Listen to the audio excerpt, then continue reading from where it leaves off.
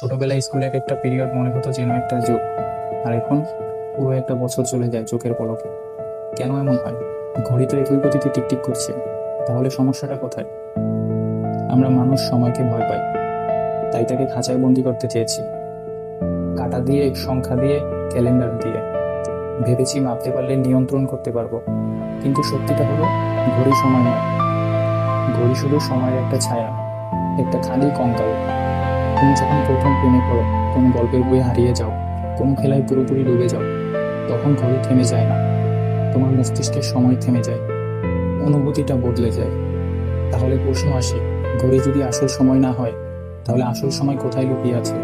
উত্তরটা খুব কাছে, তোমার নিজের মাথার ভিতরে, তোমার মস্তিষ্কের গভীরে।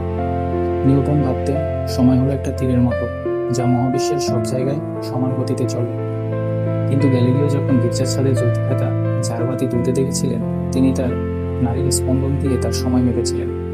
মহাবিশ্বে কোনো ঘড়ি ছিল না, ছিল তার নিজের হৃৎপিণ্ড।